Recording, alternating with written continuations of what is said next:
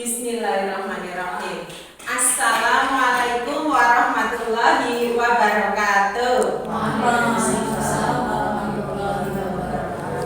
Yang terhormat Ibu Kepala SD Negeri 1 Trikarso, beliau Ibu Nur Khotimah Sarjana Pendidikan.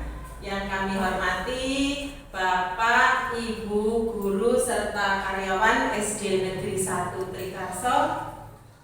Yang pertama, marilah kita senantiasa mengucapkan rasa syukur kita terhadap Allah Subhanahu wa Ta'ala, karena berkat limpahan rahmat dan karunia-Nya kita pada siang hari ini dapat berkumpul di ruangan ini tanpa halangan suatu apapun dalam rangka memenuhi tugas aksi nyata modul 1.4, yaitu diseminasi membangun budaya positif di sekolah.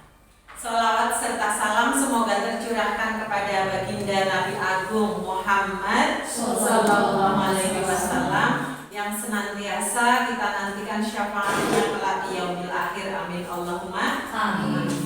Baiklah Bapak dan Ibu, pada kesempatan kali ini perkenankan saya untuk membacakan susunan acara pada siang hari ini. Yang pertama adalah pembukaan, kedua menyanyikan lagu Indonesia Raya yang nanti akan dipimpin oleh beliau Ibu Yuniarti Setianingsih. Kemudian acara yang ketiga sambutan dari kepala sekolah, dan yang keempat penyampaian materi, serta kelima penutup. Baik Bapak dan Ibu, untuk mengawali acara pada siang hari ini, marilah kita membaca basmalah bersama. Monggo. Bismillahirrahmanirrahim. Terima kasih, semoga dengan bacaan basmalah yang kita ucapkan bersama, acara pada siang hari ini dapat berjalan lancar tanpa halangan suatu apapun hingga 60 menit ke depan kurang lebihnya. Baik Bapak dan Ibu, untuk acara berikutnya adalah menyanyikan lagu Indonesia Raya. Kepada Ibu Yuniarti Setianingsih disilahkan untuk memimpin, dan Bapak dan Ibu dimohon untuk berdiri.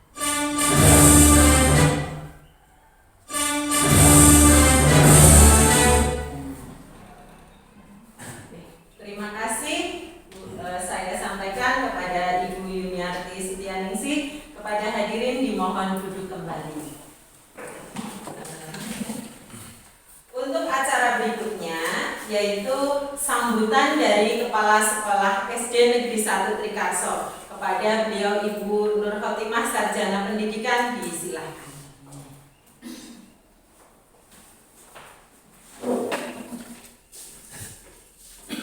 Assalamualaikum warahmatullahi wabarakatuh. Waalaikumsalam warahmatullahi wabarakatuh. Yang saya hormati dan saya banggakan tentunya keluarga besar SD Negeri 1 Trikarso, Bapak dan Ibu guru yang telah hadir di sini. Mari Bapak Ibu kita mengucapkan alhamdulillahirobbilalamin, karena pada siang hari ini kita masih diberi nikmat berupa kesehatan, nikmat sempat, dan nikmat yang lain yang tentu patut kita syukuri. Kemudian sholawat dan salam mari kita senantiasa sanjungkan kepada junjungan kita Nabi Agung Muhammad SAW, dan mudah-mudahan nanti di yaumil qiyamah kita mendapatkan syafaatnya. Allahumma amin. Yang pertama, saya merasa sangat bangga kepada Ibu Ari Sumiati selaku calon guru penggerak angkatan ke 11 karena kemarin telah berhasil sampai modul 1.3. Sekarang beliau akan mendesimasikan modul 1.4, yaitu budaya positif. Tentu Bapak Ibu, dalam nanti diseminasi ada banyak hal yang bermanfaat yang dapat kita ambil dan kita praktikkan di kelas kita masing-masing. Monggo saya minta nanti Bapak Ibu simak dengan baik, kemudian ikuti dan laksanakan apa yang panjenengan bisa laksanakan di kelas.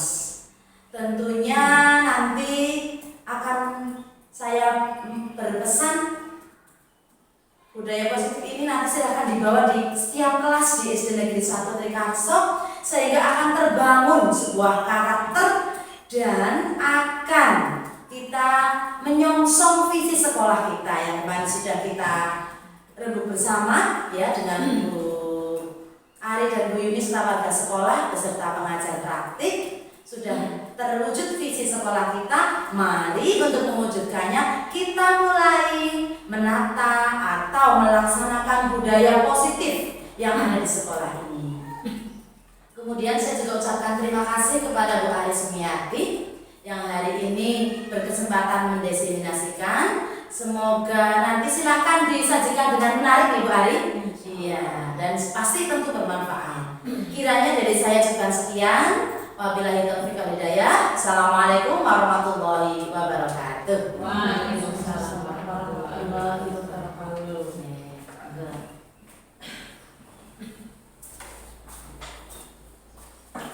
Terima kasih atas sambutan yang telah diberikan dari beliau Ibu Kepala SD Negeri 1 Trikarso. Merupakan motivasi yang luar biasa bagi diri saya sendiri dalam menjalani tugas-tugas rangkaian tugas-tugas calon guru penggerak angkatan 11 ini. Baik Bapak dan Ibu, sebelum acara diseminasi saya mulai, ucapan terima kasih yang sebesar-besarnya kepada Bapak dan Ibu yang telah meluangkan waktunya pada kesempatan siang hari ini dapat mengikuti acara diseminasi modul 1.4 mewujudkan budaya positif di lingkungan sekolah. Baik Bapak dan Ibu, nah kali ini ada budaya positif. Apa itu budaya positif? Kita flashback dulu ke belakang bahwa sekolah itu ibarat lahan atau tempat bercocok tanam, ya, sehingga kita sebagai tenaga pendidik itu harus mengusahakan sekolah kita ini menjadi lingkungan yang menyenangkan, kemudian menjaga dan melindungi murid dari hal-hal yang tidak baik. Nah, demikian karakter murid dapat tumbuh dengan baik. Untuk itulah penting sekali kita menciptakan budaya positif agar lingkungan belajar kita ini menjadi kondusif seperti itu. Nah, satu lingkungan yang aman dan nyaman bagi peserta didik memberikan kesempatan pada murid-murid kita itu untuk lebih bebas dalam berproses, dalam belajar, ya, kemudian mampu menerima dan menyerap suatu pembelajaran dengan baik seperti itu. Nah, perlu diingat Bapak dan Ibu bahwa pada tempo yang lalu pembelajaran itu masih seringkali kita menggunakan stimulus respon. Nah, seperti itu. Jadi di mana guru menjadi center dari pembelajaran yang kita lakukan. Baik Bapak dan Ibu, dalam menciptakan sebuah budaya yang positif ada beberapa hal yang mendasari ketercapaian dari budaya positif tersebut. Di antaranya ada yang pertama disiplin positif. Nah, kemudian ada teori motivasi, keyakinan kelas, dan ada kebutuhan dasar manusia, 5 posisi kontrol, dan segitiga restitusi. Ini merupakan hal-hal yang perlu kita terapkan supaya budaya positif di sekolah kita dapat tercapai dan dapat terlaksana dengan baik. Nah, mari kita simak miskonsepsi tentang makna kontrol. Tadi sudah saya sampaikan bahwa di era yang lalu, pada masa yang lalu, pembelajaran itu masih sering menggunakan guru sebagai pusat dari pembelajaran itu, atau dengan pendekatan stimulus respon. Nah, ada seorang ilmuwan yang bernama Dr. William Glasser. Dalam teori kontrolnya itu kemudian hari berkembang menjadi teori kontrol yang meluruskan beberapa miskonsepsi. Miskonsepsi ini yang pertama adalah ilusi guru mengontrol murid, di mana pada waktu pembelajaran yang lalu-lalu itu kita sering menggunakan stimulus respon. Jadi kita yang menjadi center pembelajaran. Kemudian pada dasarnya kita tidak dapat memaksakan murid untuk berbuat sesuatu jikalau murid itu memilih untuk tidak dikontrol seperti itu. Walaupun tampaknya guru sedang mengontrol perilaku murid, hal demikian itu terjadi karena murid sedang mengizinkan dirinya untuk dikontrol. Sesungguhnya apabila murid tidak mengizinkan dirinya untuk dikontrol, hal itu juga tidak akan terjadi. Kemudian yang kedua, ada ilusi bahwa semua penguatan positif efektif itu bermanfaat. Contohnya seperti ini Bapak Ibu, ilusi yang menerangkan bahwa semua penguatan positif efektif itu bermanfaat. Contohnya ketika kita di dalam pembelajaran memberikan reward terhadap murid-murid kita pada saat misalnya datang tepat waktu, siswa yang datangnya tepat waktu itu akan kita beri hadiah misalnya. Setiap hari seperti itu. Jadi nanti motivasi siswa datang ke sekolah itu hanya untuk mendapat hadiah. Motivasi siswa datang tepat waktu ke sekolah itu hanya untuk mendapatkan hadiah. Namun ketika mungkin siswa itu bertemu dengan guru lain yang tidak melakukan hal serupa, maka murid itu akan menjadi tidak tertanam secara intrinsik. Jadi tidak tumbuh motivasi intrinsik dalam diri siswa tersebut. Jadi hanya berdasarkan reward saja. Kemudian ilusi bahwa kritik membuat orang merasa bersalah dapat menguatkan karakter. Kadang-kala kita menjadi seorang guru itu memberikan kalimat yang halus, namun membuat siswa kita itu merasa bersalah. Namun ternyata hal tersebut tidak dapat menguatkan karakter siswa. Nah, kemudian ada ilusi yang keempat, ilusi bahwa orang dewasa itu memiliki hak untuk memaksa. Nah, ini adalah ilusi yang perlu kita tepis atau yang perlu kita rubah paradigmanya menjadi paradigma pembelajaran yang lebih. Nah, ini perubahan paradigma belajar. Pembelajaran dengan paradigma baru merupakan pembelajaran yang dirancang berdasarkan prinsip pembelajaran berdiferensiasi sehingga para peserta didik belajar sesuai dengan kebutuhannya berdasarkan tahap perkembangan sesuai teori psikologi modern, yaitu untuk mewujudkan profil pelajar Pancasila. Nah, ada seorang ilmuwan yang bernama Stephen R. Covey itu berkata bahwa bila kita ingin membuat kemajuan perlahan, sedikit-sedikit ubahlah sikap atau perilaku Anda. Namun, bila kita ingin memperbaiki cara-cara utama kita, maka kita perlu mengubah kerangka acuan kita. Ubahlah bagaimana Anda melihat dunia, bagaimana Anda berpikir tentang manusia. Ubahlah paradigma Anda, skema pemahaman dan penjelasan aspek-aspek tertentu tentang realitas. Nah, ini di sampingnya terdapat pembelajaran yang masih menggunakan stimulus respon.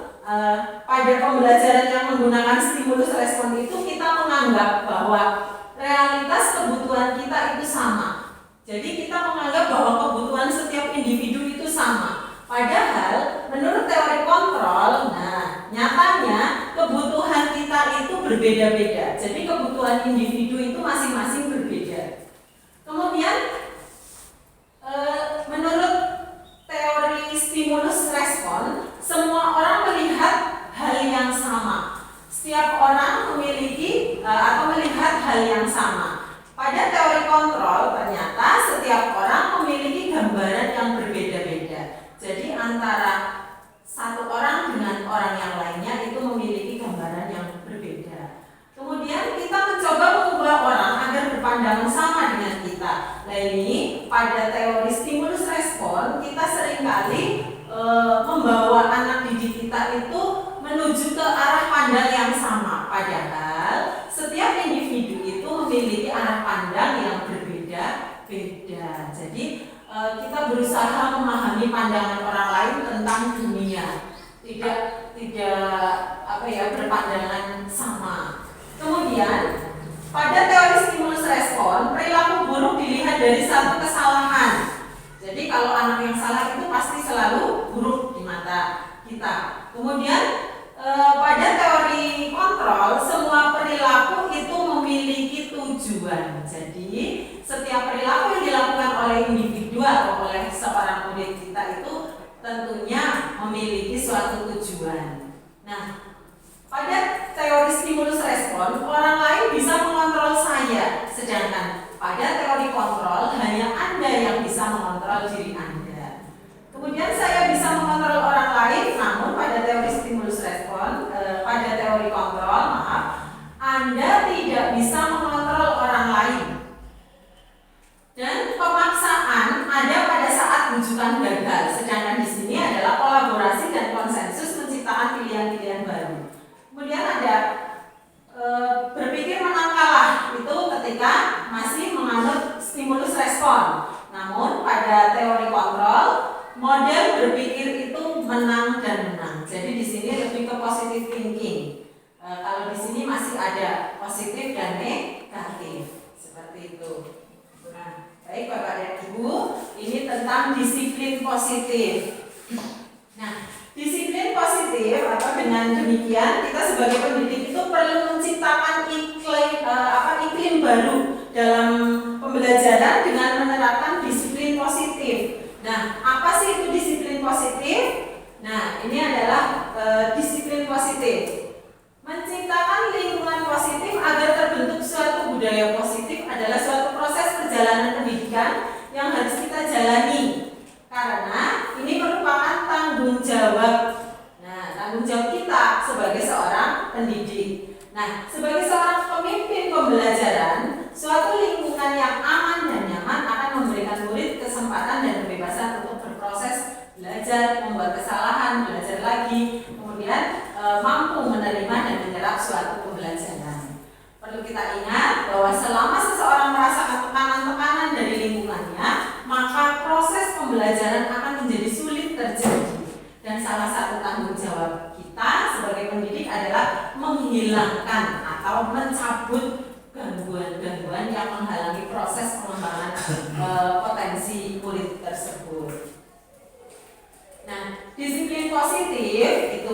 dalam budaya kita, makna kata disiplin itu dimaknai menjadi suatu yang dilakukan seseorang pada orang lain untuk mendapatkan kepatuhan. Nah, jadi ini identik dengan ketidaknyamanan karena seolah-olah adanya pemaksaan untuk mematuhi suatu aturan tertentu. Kemudian Ki Hajar Dewantara menyatakan bahwa untuk mencapai kemerdekaan atau dalam konteks pendidikan kita saat ini ya, untuk menciptakan murid yang merdeka, syarat utamanya adalah harus ada disiplin. Nah, disiplin diri yang memiliki motivasi internal itu yang akan kita munculkan dalam diri siswa. Jadi memunculkan motivasi intrinsik diri siswa itu. Nah, jika kita tidak memiliki motivasi intrinsik atau motivasi internal, maka kita memerlukan pihak lain untuk mendisiplinkan kita atau motivasi eksternal. Nah, karena berasal dari luar, bukan dari dalam diri kita sendiri. Nah, ini hubungannya apa antara disiplin positif dengan nilai-nilai kebajikan universal? Di sini disiplin positif itu tujuannya adalah untuk kita sebagai seorang pendidik itu berupaya untuk menciptakan anak-anak yang memiliki disiplin diri, sehingga mereka itu bisa berperilaku dengan mengacu pada nilai-nilai kebajikan universal dan memiliki motivasi intrinsik, bukan motivasi yang berasal dari luar. Jadi sebisa mungkin ada motivasi yang timbul dari dalam dirinya, bukan motivasi dari luar. Nah, nilai-nilai kebajikan itu adalah sifat-sifat manusia, sifat-sifat yang positif yang ada dalam diri manusia, yang merupakan tujuan mulia yang ingin kita capai atau ingin dicapai oleh setiap individu. Setiap perbuatan itu pastilah memiliki tujuan, dan selanjutnya nilai-nilai kebajikan yang diyakini seseorang, maka motivasi intrinsiknya itu akan terbangun, akan tumbuh, sehingga menggerakkan motivasi dari dalam untuk dapat mencapai tujuan mulia yang diinginkan. Nah, di sini ada beberapa nilai-nilai kebajikan yang ingin kita capai di sekolah, utamanya yang pertama adalah kita ingin mencapai nilai-nilai kebajikan melalui profil pelajar Pancasila yang ada 6 dimensi itu. Jadi 6 dimensi profil pelajar Pancasila ini merupakan nilai-nilai kebajikan yang harus kita capai di sekolah. Yang pertama ada beriman dan bertakwa kepada Tuhan Yang Maha Esa dan berakhlak mulia, mandiri, bernalar kritis, kemudian berkebinekaan global, gotong royong, dan kreatif. Kemudian ada IBO Primary Years, program PYP. Nah, di mana sikap murid itu yang ingin kita capai di sekolah antara lain memiliki toleransi, kemudian memiliki rasa hormat, integritas mandiri, menghargai, antusias, empati, dan keingintahuan, serta kreativitas, kerjasama, percaya diri, dan komitmen.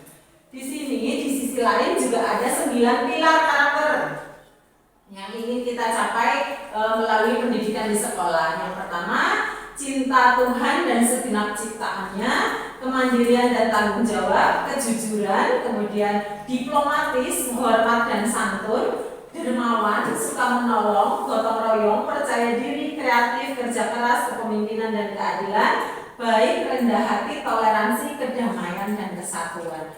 Ini semua merupakan nilai-nilai kebajikan yang ingin kita capai bersama di sekolah.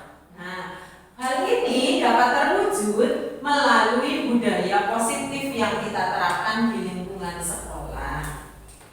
Kemudian ice breaking dulu. Nah, monggo Bapak dan Ibu, ada yang bisa untuk menebak apa ini kata yang atau kalimat yang tersusun dari rangkaian huruf dan gambar tersebut? Di sini ada re, ada gambar orang, dan ini ada orang yang besar. Mangga, siapa yang kira-kira dapat menebaknya? Ini gemuk, oke. Yang ini apa? Ini ada tanda panah ke sini. Nah, dahi atau kata lainnya adalah kening.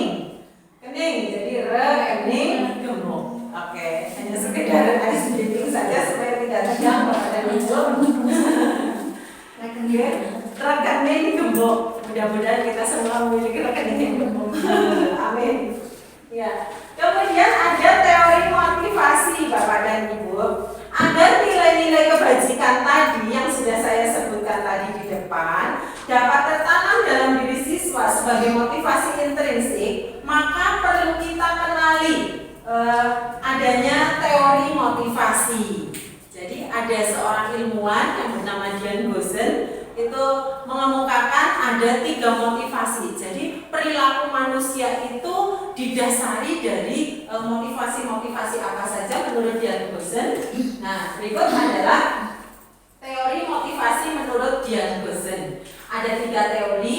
Yang pertama, seseorang melakukan suatu perbuatan itu untuk menghindari ketidaknyamanan atau hukuman. Nah, ini motivasi yang pertama. Jadi seseorang itu melakukan suatu perbuatan itu didasarkan hanya untuk menghindari ketidaknyamanan dan hukuman. Biasanya orang yang motivasi perilakunya itu untuk menghindari hukuman atau menghindari ketidaknyamanan akan bertanya begini, apa yang akan terjadi bila saya tidak melakukannya?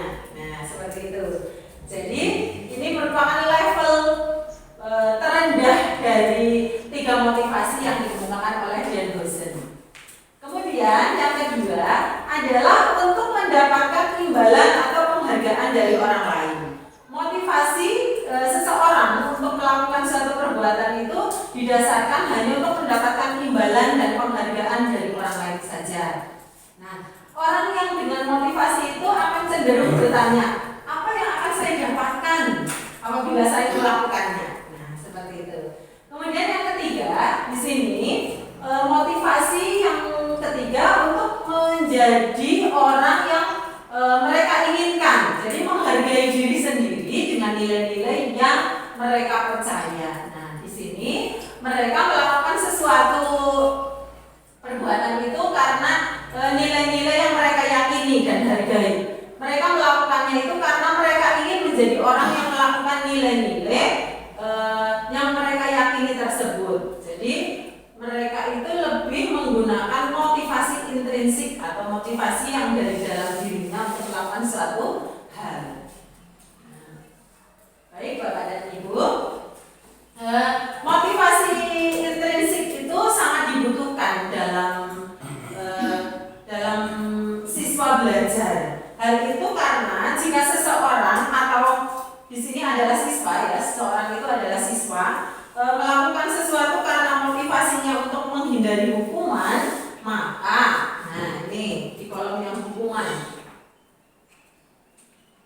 Ini jika seseorang itu melakukan sesuatu karena untuk menghindari hukuman, itu yang pertama sesuatu yang menyakitkan itu harus terjadi. Nah, jadi sesuatu yang menyakitkan itu harus terjadi ketika ini terjadi. Terus kemudian tidak nyaman untuk murid atau anak untuk jangka waktu yang panjang. Jadi hukuman itu berdampak bagi ketidaknyamanan siswa atau anak untuk jangka waktu yang panjang. Kemudian korban mendapatkan keadilan. Murid atau anak akan tersakiti, kemudian perilaku pasif agresif meningkat. Nah, di sini bedanya antara hukuman, konsekuensi dan restitusi. Ini hukuman lebih pada ke identitas gagal, bahwa hukuman itu lebih ke identitas gagal, sedangkan identitas sukses itu melalui disiplin, yaitu konsekuensi dan restitusi. Nah, ketika pada hukuman itu menyakitkan atau harus terjadi, nah di sini konsekuensi sudah tahu bahwa hal itu akan terjadi dan harus terjadi, karena konsekuensi itu biasanya diawali dengan adanya kesepakatan di awal terlebih dahulu. Nah, kemudian untuk restitusi ini merupakan pilihan. Jadi nanti akan kita bahas di belakang tentang adanya restitusi, konsekuensi dan hukuman. Nah, terus ada timbul ketidaknyamanan. Tentang hukuman ini akan menimbulkan ketidaknyamanan bagi murid untuk jangka waktu yang panjang. Sedangkan dalam konsekuensi itu jangka waktunya lebih pendek daripada hukuman. Jadi menimbulkan atau berbekas ya. Kalau hukuman itu biasanya kan menimbulkan bekas dalam jangka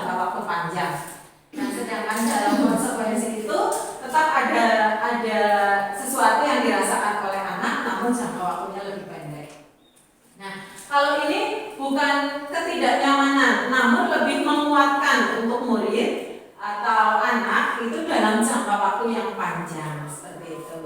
Nah, di sini korban mendapatkan keadilan kalau pada konsekuensi itu korban bisa diabaikan. Nah, kemudian di sini korban mendapatkan ganti. Nanti bagaimana seperti ini kita bahas lebih lanjut. Nah, murid atau anak akan tersakiti ketika mendapatkan hukuman. Namun, ketika mendapatkan konsekuensi bukan tersakiti, namun anak merasa tidak nyaman di sini. Tetapi dengan restitusi anak akan mendapatkan penguatan. Nah, di sini ketika seseorang atau individu atau anak siswa ya dalam konteks pendidikan itu adalah seorang siswa mendapatkan hukuman, maka akan muncul perilaku agresifnya lebih tinggi. Nah, di sini sedangkan pada konsekuensi penguatan itu hanya bertahan dalam jangka waktu pendek. Nah, kalau menggunakan restitusi, maka masalah yang kita hadapi pada diri siswa atau masalah yang siswa hadapi akan kita pecahkan bersama sehingga masalah akan mendapatkan solusi atau terpecahkan seperti itu. Nah, ada contoh kasus di mana Iva kurang menguasai pelajaran matematika sehingga pada saat pelajaran tersebut berlangsung dia lebih banyak berdiam diri atau menggambar di buku pelajarannya. Nah, pada saat guru matematikanya yang bernama Pak Seno menanyakan pertanyaan kepada Iva, Iva menjadi gugup dan tidak sengaja menjatuhkan tasnya dari kursi serta tiba-tiba menjadi gagap pada saat berupaya menjawab. Nah, seluruh kelas pun menjadi gaduh, tertawa melihat perilaku Iva yang berbicara tergagap dan terkejut tersebut. Pak Seno pada saat itu membiarkan teman-teman Iva mentertawakan Iva yang tergagap dan malu luar biasa dan malahan minta Iva untuk maju ke depan dan berdiri di hadapan kelas sambil menunjuk hidungnya karena tidak bisa menjawab pertanyaan yang dari Pak Seno. Kelas makin gaduh dan anak-anak pun tertawa melihat Iva di depan kelas memegang ujung hidungnya. Nah, apakah Bapak dan Ibu setuju dengan tindakan Pak Seno dari kasus Iva ini? Apakah Bapak dan Ibu setuju dengan apa yang dilakukan oleh Pak Seno tadi? Kira-kira tidak ya. Nah, mengapa sih Bapak dan Ibu tidak setuju dengan perilaku Pak Seno itu? Iva jadi minder. Nah, iya betul sekali. Pak Seno itu membuat siswanya itu menjadi minder dan itu spontanitas dilakukan oleh Pak Seno. Jadi yang dirasakan oleh Iva itu merupakan hukuman, konsekuensi ataukah restitusi menurut Bapak dan Ibu? Hukuman ya, betul sekali. Nah, Pak Seno tadi ternyata melakukan hukuman dengan membuat Iva merasa malu berdiri di depan kelas sambil memegang ujung hidungnya. Nah, tindakan Pak Seno menurut Bapak dan Ibu terhadap Iva itu adalah sebuah hukuman ya. Hukuman ya tadi ya. Berarti betul bahwa Pak Seno sedang melakukan perannya menghukum siswa dengan kasus yang terdapat pada kasus Iva tersebut. Baik Bapak dan Ibu, jadi antara hukuman dan konsekuensi itu kira-kira sama apa berbeda? Berbeda ya.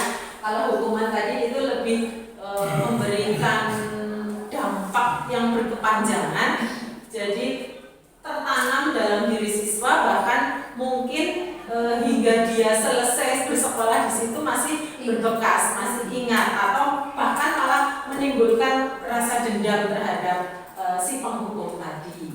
Namun jika konsekuensi itu lebih ke sudah disadarinya bahwa apa yang akan dia dapatkan sudah ada kesepakatan terlebih dahulu di depan, itu lebih ke konsekuensi. Nah, di sini ada beberapa contoh tindakan guru yang merupakan hukuman ataupun konsekuensi. Mencari sekali dalam buku kalimat saya tidak akan terlambat lagi karena ada murid yang datang terlambat ke sekolah. Nah, ini merupakan contoh hukuman. Kenapa contoh hukuman? Disuruh mencatat 100 kali di dalam buku kalimat yang berbunyi saya tidak akan terlambat lagi. Nah, jadi ini merupakan hukuman. Yang kedua, anak disuruh lari mengelilingi lapangan basket 2 kali karena terlambat hadir di sekolah. Ini juga merupakan hukuman. Kemudian murid diminta untuk push up 5 kali karena tidak menggunakan masker ke sekolah. Ya. Yang tidak dia gunakan adalah masker, tapi kenapa dia harus diminta untuk melakukan push up? Jadi ini merupakan hukuman. Kemudian menggantikan kertas atau tugas teman yang telah dicoret-coret. Nah, ini mencoret-coret. Nah, biasanya itu dilakukan di kertas ya. Untuk hal ini itu biasanya sudah ada kesepakatan di muka. Sudah ada kesepakatan bahwa ketika ada teman-teman yang mencoret-coret itu wajib menggantikan kertasnya. Jadi ini termasuk dalam konsekuensi. Kemudian membersihkan tumpahan air di meja tulis karena tersenggol pada saat belajar. Ini juga termasuk konsekuensi. Meminta murid tidak menggunakan sepatu seharian di sekolah karena tidak menggunakan sepatu berwarna hitam. Mungkin ada siswa yang bersepatu dengan warna yang berbeda, dia diminta untuk tidak menggunakan sepatu selama 1 hari itu di sekolah. Ini termasuk di dalam hukuman. Baik, Bapak dan Ibu, kita lanjutkan. Oh, ice breaking lagi. Coba apa ini? Yang bisa menebak? Apa ya ini? P A K-nya diganti N. Merak, pameran, ya. Ini merak jadi meran kan? Karena K-nya diganti N.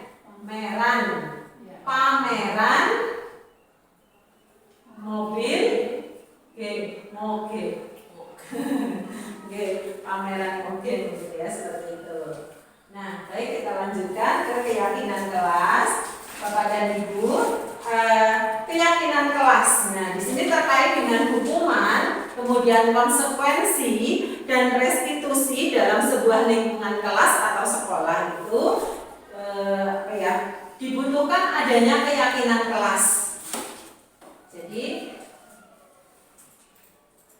keyakinan kelas itu merupakan sebuah nilai-nilai kebajikan universal yang telah disepakati secara tersirat dan tersurat, lepas dari adanya latar belakang suku, negara, bahasa maupun agama. Jadi di sini yang dimaksud dengan keyakinan kelas adalah nilai kebajikan universal. Tadi nilai kebajikan universal yang sudah kita bahas di depan. Nah, namun nilai-nilai itu sudah disepakati. Nah, siapa yang menyepakatinya? Yaitu guru beserta siswa. Nah, jadi ada kesepakatan bersama. Nah, kemudian keyakinan kelas itu merupakan disiplin positif yang dapat diterapkan dalam membangun suatu budaya positif di lingkungan sekolah. Jadi penting sekali adanya keyakinan kelas karena itu merupakan disiplin positif yang nantinya dapat membangun budaya positif di lingkungan sekolah. Nah, keyakinan kelas itu dibentuk untuk menertibkan siswa di kelas ataupun di sekolah dalam konteks yang lebih luas. Jadi menertibkan di sini bukan dalam artian pemaksaan, namun lebih kepada tanggung jawab dan terhadap tanggung jawab itu dari setiap siswa. Nah, karena keyakinan kelas dibentuk secara bersama-sama, maka dari itu sudah pasti menjadi tanggung jawab para siswa untuk mentaatinya tanpa adanya paksaan. Fungsinya apa keyakinan kelas? Jadi keyakinan kelas itu berfungsi sebagai pengendalian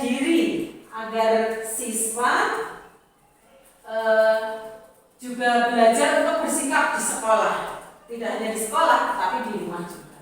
Jadi fungsi keyakinan kelas itu adalah sebagai pengendalian diri agar siswa itu bisa belajar untuk bersikap yang positif di sekolah maupun di rumah. Bagaimana cara membentuk keyakinan kelas? Pembentukan keyakinan kelas itu dapat kita lakukan dengan yang pertama bersama dengan siswa kita. Jadi mengadakan kesepakatan bersama dengan siswa kita. Nah, keyakinan kelas yang bersifat lebih abstrak daripada peraturan itu, kalau peraturan itu lebih rinci dan konkret, sedangkan kalau keyakinan kelas itu bersifat lebih abstrak. Nah, keyakinan kelas berupa pernyataan universal, kemudian pernyataan keyakinan kelas itu senantiasa dibuat dalam bentuk yang positif, jadi bukan menggunakan kalimat-kalimat yang negatif. Kalimat-kalimat yang digunakan dalam menentukan atau membuat keyakinan kelas itu menggunakan kalimat-kalimat yang positif. Contohnya seperti ini, misalkan kalau pada peraturan ada kalimat dilarang datang terlambat. Nah, itu pada keyakinan kelas kita buat menjadi kalimat yang positif. Datang tepat waktu, seperti itu. Nah, kemudian keyakinan kelas hendaknya tidak terlalu banyak sehingga siswa itu mudah mengingatnya. Nah, keyakinan kelas sebaiknya adalah sesuatu yang dapat diterapkan di lingkungan kelas atau lingkungan sekolah atau lingkungan tersebut gitu. Semua warga kelas hendaknya ikut berkontribusi dalam pembuatan keyakinan lewat kegiatan curah pendapat. Jadi antara guru dan siswa ada peran aktif atau berkontribusi dalam pembuatan keyakinan kelas tersebut. Terus bersedia meninjau kembali keyakinan kelas dari waktu ke waktu. Baik, perbedaan antara keyakinan kelas dan peraturan di sini. Keyakinan kelas adalah kesepakatan yang dibuat bersama antara guru dan siswa untuk menciptakan lingkungan belajar yang positif dan proaktif di dalam kelas. Sedangkan peraturan kelas biasanya hanya dibuat oleh guru saja tanpa melibatkan siswa.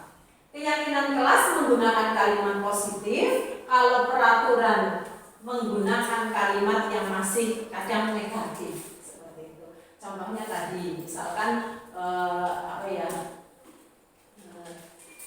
tidak boleh membuang sampah sembarangan. Nah, itu kalimatnya kan menggunakan tidak boleh atau dilarang membuang sampah sembarangan. Nah, untuk keyakinan kelas bisa menggunakan kalimat yang lebih positif, yaitu dengan jagalah kebersihan. Seperti itu sebagai contoh saja. Nah, ini lagi. Sepaku biola, i-nya diganti, dicoret i-nya jadi biola, i-nya dibuang jadi apa? Iya, sepak bola. Paku i-nya dibuang, kan sepak saja i-nya dibuang. Ya, baik. Nah, baik. Jadi tadi sudah kita bahas di depan bahwa seseorang itu melakukan suatu perbuatan berdasarkan atau memiliki tujuan tertentu. Nah, biasanya tujuan yang ingin dicapai oleh seseorang itu untuk memenuhi kebutuhan dasarnya. Jadi seseorang melakukan perbuatan itu berdasarkan atau ada tujuannya. Tujuannya itu antara lain untuk memenuhi 5 kebutuhan dasarnya. Menurut Dr. William Glasser, apa saja 5 kebutuhan dasar manusia? Yang pertama adalah kebutuhan bertahan hidup. Nah, kebutuhan bertahan hidup ini yang berhubungan dengan pertahanan seorang manusia. Biasanya berkaitan dengan adanya pangan, ya. Kemudian itu kebutuhan primer atau yang sering kita sebut dengan sandang, pangan, dan papan. Kemudian ada kebutuhan merasa diterima. Anak-anak yang memiliki kebutuhan dasar kasih sayang atau kebutuhan rasa ingin diterima itu biasanya ingin disukai, ya, ingin disukai, sering caper lah gitu ya, sering cari perhatian kalau bahasanya kita. Nah, mereka itu juga akrab dengan orang tuanya. Biasanya mereka belajar karena suka pada gurunya. Nah, di sini dapat kita manfaatkan kondisi seperti ini dengan ini. Mereka suka pada gurunya. Biasanya seorang anak itu akan termotivasi belajar jika ia sudah mulai menyukai karakteristik gurunya dulu. Biasanya akan timbul motivasi yang lain dari dalam dirinya, motivasi intrinsik seperti itu. Kemudian ada kebutuhan penguasaan yang ketiga. Kebutuhan penguasaan ini berhubungan dengan kekuatan untuk mencapai sesuatu. Nah, menjadi kompeten, menjadi terampil, atau diakui kamu hebat, kamu pandai, kamu anak yang luar biasa. Nah, itu merupakan contoh atau beberapa contoh kebutuhan penguasaan. Jadi didengarkan dan memiliki rasa dihargai, gitulah. Jadi ketika seseorang itu mendapatkan prestasi, ada pujian lah, itu berarti dia sedang terpenuhi pada kebutuhan dasar penguasaan. Kemudian ada kebutuhan dasar kebebasan yang keempat. Di sini bebas adalah kebutuhan akan kemandirian, otonomi, memiliki pilihan atau mampu mengendalikan arah hidup seseorang. Anak-anak dengan kebutuhan kebebasan yang tinggi itu menginginkan pilihan. Mereka perlu bergerak, juga suka mencoba. Itu kalau anak yang butuh kebebasan. Jadi anak-anak dengan tipe kebutuhan kebebasan, anak-anak yang sedang ingin memenuhi kebutuhan kebebasannya itu biasanya cenderung dia tidak suka diam. Tidak suka ketika pembelajaran, dia tidak suka diam saja di kelas. Dia ingin bebas berekspresi, mungkin dengan cara demonstrasi atau percobaan atau pembelajaran di luar kelas yang memungkinkan dia lebih leluasa dalam bergerak juga, seperti itu. Kemudian kebutuhan dasar yang kelima adalah kebutuhan akan kesenangan. Nah, anak-anak dengan kebutuhan dasar kesenangan yang tinggi biasanya akan menikmati apa yang dia lakukan. Mereka juga berkonsentrasi tinggi saat mengerjakan hal-hal yang disenangi. Jadi dipluk seperti itu. Kalau sudah menemukan apa yang dia senangi, maka dia akan anteng seperti itu. Akan fokus dengan apa yang sedang dia kerjakan. Itu adalah kebutuhan tentang kesenangan. Nah, baik, 5 kebutuhan dasar itu dapat kita lihat dari kasus ini. Coba Bapak dan Ibu coba identifikasi kebutuhan dasar apa yang ingin dipenuhi oleh Bimo. Mari coba saya bacakan. Bimo seorang anak TKB selalu berlari keluar kelas menuju jalan raya di depan sekolahnya yang ramai dengan kendaraan. Tingkahnya membuat guru Bu Ani bingung dan seringkali lari untuk mengajar Bimo. Ada beberapa kemungkinan jawaban yang diberikan Bimo. Identifikasi kebutuhan yang ingin dipenuhi oleh Bimo. Nah, ketika Bu Ani bertanya kepada Bimo, kemudian Bimo menjawab, "Ibu kejar saya karena ibu guru sayang aku." Nah, ibu kejar aku karena ibu guru sayang aku. Maka posisi Bimo di sini sedang memenuhi kebutuhan dasar yang mana? Nah, ya betul sekali. Ibu kejar aku karena bu guru sayang aku. Nah, ibu kejar aku karena bu guru sayang aku. Dia sedang memenuhi kebutuhan dirinya akan kasih sayang. Kalau Bimo berkata, "Aku hebat kan, bisa buat bu guru kejar aku." Nah, di sini merupakan kebutuhan akan penguasaan. Dia akan merasa hebat, bisa membuat bu guru menjadi mengajar dia. Gitu. Kemudian aku bosan belajar mewarnai terus di dalam kelas. Nah, dia berkata aku bosan, berarti dia sedang ingin memenuhi kebutuhannya akan kebebasan. Dia pengen bebas, mohon mewarnai terus-terusan, duduk diam di dalam kelas. Mungkin dia ingin belajar di luar kelas, atau dengan gaya belajarnya mungkin dia gaya belajar yang kinestetik atau tidak suka diam mendengarkan dan hanya melihat saja. Mungkin gaya belajar Bimo adalah kinestetik, senang bergerak. Nah, next, baik. Ini perlu tidak untuk sekedar ice breaking juga. R sama dengan M, ini adalah gambar roti. Jadi ini moti, ini gambar vas. Di tengahnya ada I, motivasi. Ya, motivasi itu adalah penting ya untuk keberhasilan kita dalam belajar. Nah, di sini selain kebutuhan dasar tadi, guru memiliki peran-peran tertentu dalam pembelajaran. Jadi ada beberapa peran guru yang tertulis dalam 5 posisi kontrol yang dikemukakan oleh Dian Goosen. Ada 5 posisi kontrol yang dikemukakan oleh Dian Goosen. Nah, 5 posisi kontrol ini apa saja? Yang pertama, nah tadi kita sudah membahas adanya hukuman, konsekuensi, restitusi. Di sini ternyata ada 5 posisi kontrol seorang guru. Jadi guru bisa berperan sebagai penghukum, kemudian berperan membuat seseorang itu merasa bersalah, kemudian bisa berperan sebagai teman, bisa berperan sebagai pemantau, dan juga sebagai seorang manajer. Nah, mari kita bahas yang pertama dulu. Posisi kontrol sebagai seorang penghukum. Nah, seorang penghukum itu biasanya menggunakan hukuman fisik atau hukuman verbal.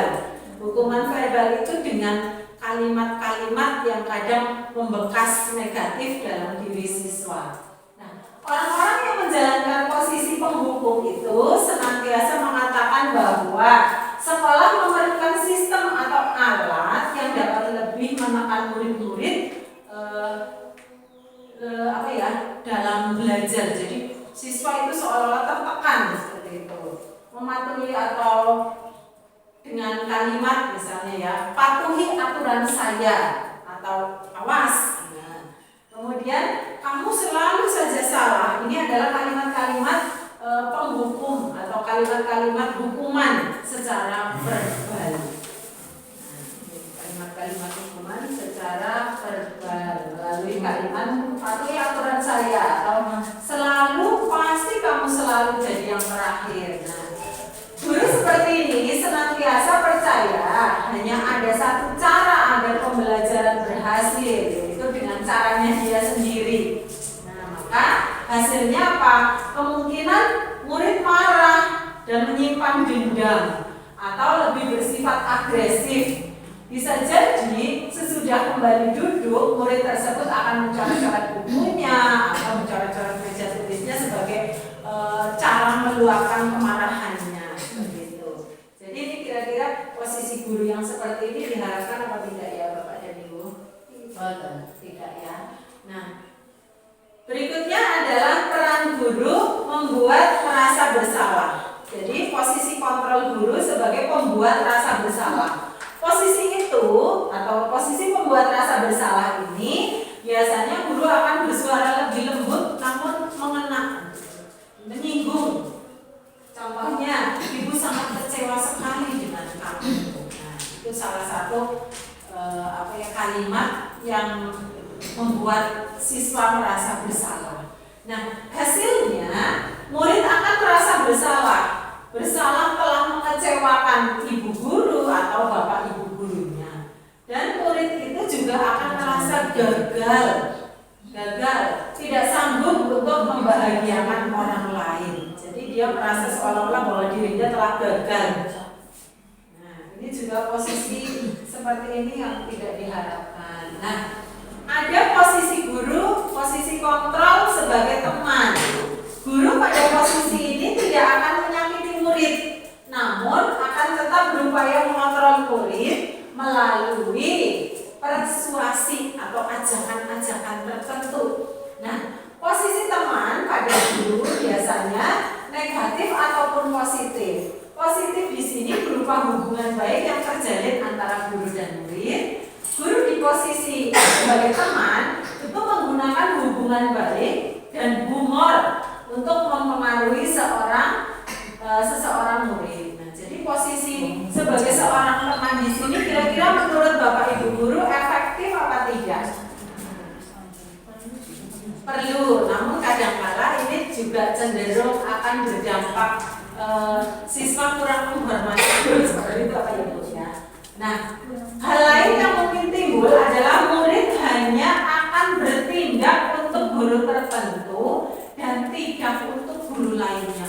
Lah, kayak Pak Guru kayak orang solmed kalau aku, kayak Bu Guru kayak orang itu. Nah, seperti itu akan tertanam jiwa seperti itu. Nah, hasilnya murid akan merasa senang dan akrab dengan guru. Ini termasuk dampak yang positif ya. Hanya saja sisi negatifnya murid menjadi tergantung pada salah seorang guru. Jadi ketika dia berpindah kelas, misalnya naik kelas bertemu dengan Bapak Ibu guru lain, itu pasti akan berbeda, akan merasakan suatu hal yang berbeda. Ya. Jadi posisi teman di sini juga ada dampak positifnya, ada dampak negatifnya. Dampak positifnya yaitu ada keakraban, kesenangan yang dirasakan oleh murid. Namun sisi negatifnya murid akan tergantung hanya pada salah seorang guru. Nah, posisi kontrol yang keempat adalah sebagai pemantau. Guru sebagai pemantau berarti mengawasi. Pengawas. Nah, pada saat itu kita mengawasi, kita tanggung jawab kita itu atas perilaku orang-orang yang kita awasi. Jadi sebagai seorang pengawas kita bertanggung jawab untuk mengawasi seseorang.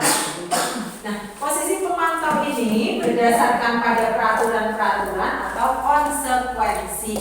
Jadi posisi kontrol sebagai pemantau itu didasarkan pada peraturan dan konsekuensi. Contohnya apa? Nah, peraturannya apa? Apa yang telah kamu lakukan? Itu ketika guru menerapkan posisi kontrol sebagai pemantau. Apa yang sudah kamu lakukan? Seorang pemantau sangat mengandalkan penghitungan, catatan, data yang dapat digunakan sebagai bukti atas perilaku seseorang. Posisi ini akan menggunakan stiker, gitu ya, menggunakan stiker atau catatan dan daftar cek. Kemudian hasilnya bagaimana? Ketika guru menerapkan posisi kontrol sebagai pemantau, hasilnya itu murid akan memahami konsekuensi yang harus dijalankan karena telah melanggar salah satu peraturan sekolah. Guru tidak menunjukkan suatu emosi yang berlebihan, menjadi marah atau membuat merasa berbuat salah. Jadi di sini lebih halus lagi. Jadi murid mematuhi konsekuensi yang sudah ditetapkan atau konsekuensi yang sudah ada, yang sudah dijadikan sebagai keyakinan. Kemudian karena telah melanggar dari peraturan itu, maka murid sudah memahaminya bahwa dia akan menerima konsekuensi. Jadi guru tidak menunjukkan suatu emosi yang berlebihan, ya, tidak menjadi marah ataupun tidak membuat merasa bersalah. Nah, ini posisi kontrol yang kelima adalah menjadi seorang manajer, di mana guru berperan sebagai manajer atau posisi terakhir dari posisi kontrol seorang guru adalah menjadi seorang manajer. Posisi ini di mana guru berbuat sesuatu bersama dengan murid. Jadi mempersilahkan murid mempertanggungjawabkan apa yang sudah dia perbuat. Nah, mendukung murid supaya menemukan solusi atas permasalahannya. Ini bisa dilihat dari kalimat yang guru ucapkan biasanya, apa yang kita yakini, terus apa rencanamu untuk memperbaiki hal ini. Itu jadi posisi guru sebagai manajer. Nah, hasilnya apa? Hasilnya siswa akan menjadi fokus, ya. Murid akan lebih fokus untuk membahagiakan guru dan orang lain ataupun orang tua murid. Namun murid sudah mengetahui adanya suatu masalah dan sesuatu itu perlu terjadi. Jadi fokus dari tujuan manajerial itu adalah berfokus pada siswa, pada murid, bukan untuk membahagiakan guru maupun orang tua siswa. Nah, tadi posisi kontrol sebagai manajer itu merupakan center atau sentra dari 5 posisi kontrol. Jadi guru bagaimanapun itu harus bisa menjadi seorang manajer dalam suatu pembelajaran seperti itu. Nah, kemudian dalam menyelesaikan kasus-kasus yang ada di sekolah atau ada pada diri siswa, pastinya kan setiap hari kita sebagai seorang guru akan menemui berbagai macam kasus yang dilakukan oleh siswa-siswa kita. Nah, bagaimana penanganan yang tepat pada kasus-kasus tersebut? Apakah kita akan memposisikan diri sebagai penghukum, apa sebagai pembuat rasa bersalah, ataupun sebagai pemantau? Kemudian apa kita akan berlaku sebagai manajer ketika kita menemui seorang yang memiliki kasus tertentu, atau ketika kita menemui anak yang berbuat tidak sesuai dengan budaya positif? Nah, maka kita sebagai seorang guru yang memiliki kontrol sebagai manajer, kita menerapkan adanya segitiga restitusi. Jadi peran guru yang terbaik adalah sebagai seorang manajer. Nah, manajer itu akan tampak ketika kita menemui suatu kasus, suatu masalah di mana cara kita menyelesaikan masalah tersebut adalah menggunakan segitiga restitusi. Apa itu restitusi? Nah, restitusi itu adalah proses menciptakan kondisi bagi murid atau anak untuk memperbaiki kesalahan mereka, sehingga mereka bisa kembali pada kelompok mereka dengan karakter yang lebih kuat, seperti itu, tanpa membuat mereka merasa bersalah, tanpa menghakimi mereka, tanpa menghukum mereka. Jadi nanti dalam segitiga restitusi ini anak akan menemukan solusi untuk permasalahannya sendiri. Tujuannya apa restitusi? Tujuan restitusi adalah menciptakan disiplin di sekolah tanpa harus menghakimi anak. Jadi menciptakan disiplin positif di sekolah tanpa menghakimi. Nah, ini tahapan-tahapan dari segitiga restitusi. Ada tahap menstabilkan identitas, kemudian validasi tindakan yang salah, menanyakan keyakinan. Nah, bagaimana cara kita menstabilkan identitas? Nah, untuk menstabilkan identitas ini, kita bisa menggunakan kalimat kita bahwa anak itu seolah-olah tidak hanya dia saja yang pernah bersalah, seperti itu. Posisikan sama dengan kita, bahwa kita adalah manusia yang jauh dari sempurna. Setiap orang pastilah pernah melakukan kesalahan. Jadi anak itu bukan satu-satunya orang yang pernah melakukan kesalahan. Jadi semua orang itu kita anggap kita berikan pemahaman pada siswa bahwa setiap orang itu pasti pernah melakukan kesalahan, tidak hanya dirinya saja. Terus kemudian adanya validasi tindakan yang salah. Nah, kamu tentu punya alasan mengapa melakukan itu. Di sini kalimat yang bisa melihat atau memvalidasi tindakan yang salah itu dengan pertanyaan seperti ini contohnya. Adakah cara yang lebih efektif untuk mendapatkan apa yang kamu butuhkan? Seperti itu. Jadi tidak menyalahkan seolah-olah siswa itu saja yang salah, hanya dia yang salah. Kemudian menanyakan keyakinan, bahwa keyakinan kelas apa yang telah mereka sepakati. Kemudian apa yang kamu ingin menjadi seorang yang seperti apa? Itu adalah menanyakan keyakinan. Nah, dalam menstabilkan identitas tadi adalah bagian yang berada pada dasar segitiga. bagian dasarnya. Maka menstabilkan identitas itu merupakan bagian dasar yang bertujuan apa? Untuk mengubah identitas anak, ya, dari orang yang gagal karena membuat suatu kesalahan menjadi orang yang lebih sukses. Anak yang melanggar peraturan karena sedang mencari perhatian adalah anak yang sedang mengalami kegagalan. Jadi perlu kita stabilkan identitasnya dengan kalimat-kalimat seperti ini contohnya. Berbuat salah itu tidak apa-apa. Tidak ada manusia yang sempurna. Saya juga pernah melakukan kesalahan seperti itu. Jadi biar dia merasakan sama dengan orang lain. Ini maksud dengan menstabilkan identitas.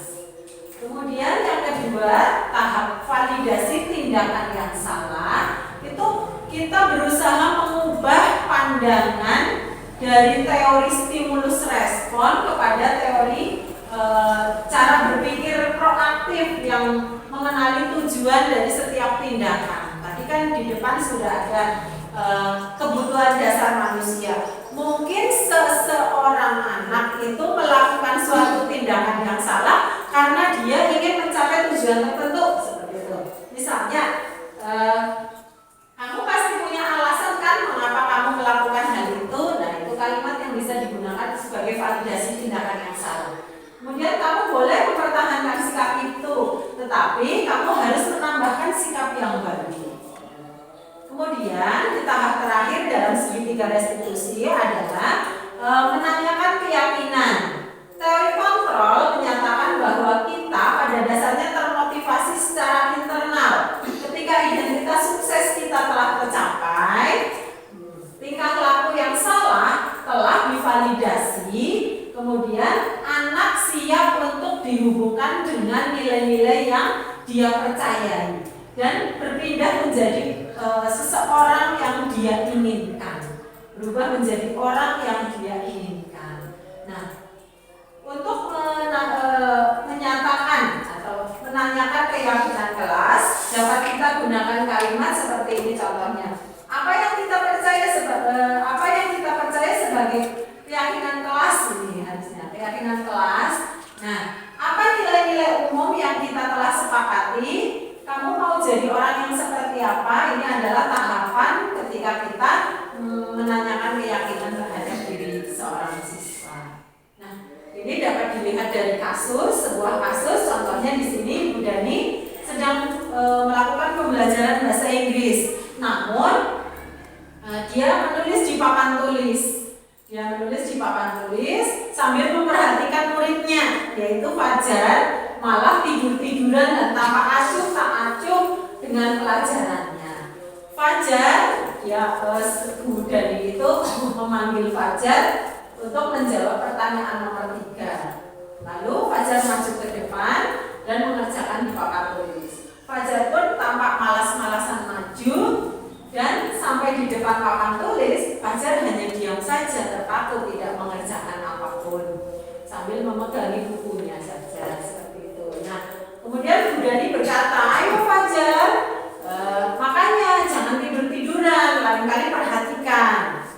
Nah, sudah sana duduk kembali, kira-kira siapa yang bisa?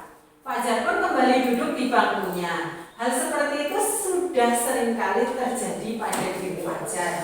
Seperti tidak memperhatikan, acuh tak acuh, dan nilainya pun tidak terlalu baik untuk pelajaran bahasa Inggris. Ibu Dani pun menjawab dengan lirik, di mana kamu Fajar? Kamu tidak kasihan sama Bu Guru? Sudah capek-capek mengajarkan kamu, tidak kasihan sama Bu Guru. Nah, dan Fajar pun itu ketika Bu Guru mengatakan seperti itu, Fajar tetap diam saja. Di sini coba Bapak dan Ibu identifikasi posisi kontrol apa yang diambil oleh Bu Dani dalam pendekatannya kepada Fajar. Di sini mungkin lebih dari satu posisi kontrol yang sedang dia ambil. Yang pertama, di sini ada kata-kata persuasif.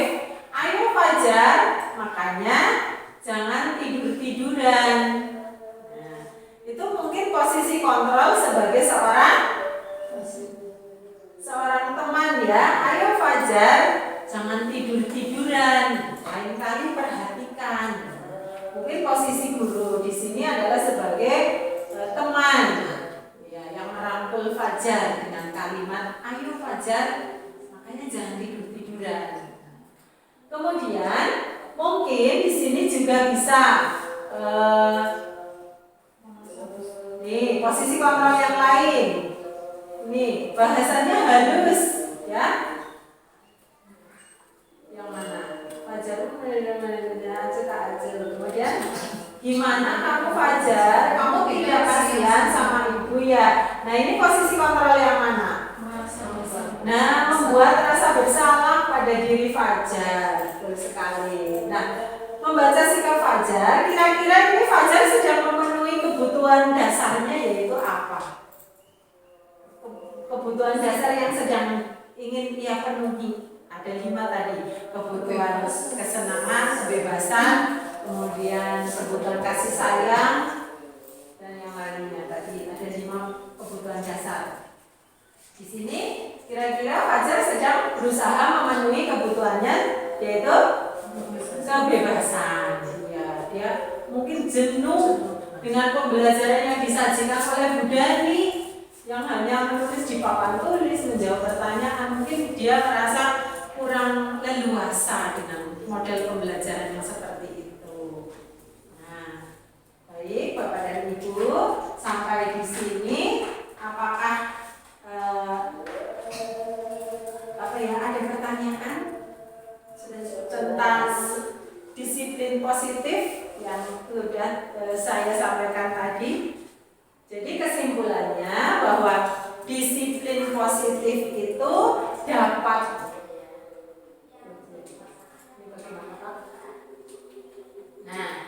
disiplin positif tercipta itu dengan menerapkan berbagai hal, ya, berbagai hal yang perlu kita lakukan bersama. Di antaranya ada disiplin positif, kemudian kita juga memahami teori motivasi, kemudian keyakinan kelas, kemudian kita memahami kebutuhan dasar murid, 5 posisi kontrol kita sebagai guru, dan dalam menyelesaikan suatu permasalahan atau kasus, kita mengambil peran kontrol guru sebagai manajer dengan penerapan segitiga restitusi dalam menyelesaikan suatu permasalahan. Nah, seperti itu Bapak dan Ibu. Mungkin kiranya hanya itu berbagi praktik baik yang dapat saya lakukan. Banyak sekali kekurangannya. Saya mohon maaf yang setulus-tulusnya. Mari kita akhiri acara pada siang hari ini dengan membaca hamdalah bersama. Alhamdulillah. Ucapan terima kasih saya sampaikan kepada Bapak dan Ibu semuanya. Wassalamualaikum warahmatullahi wabarakatuh.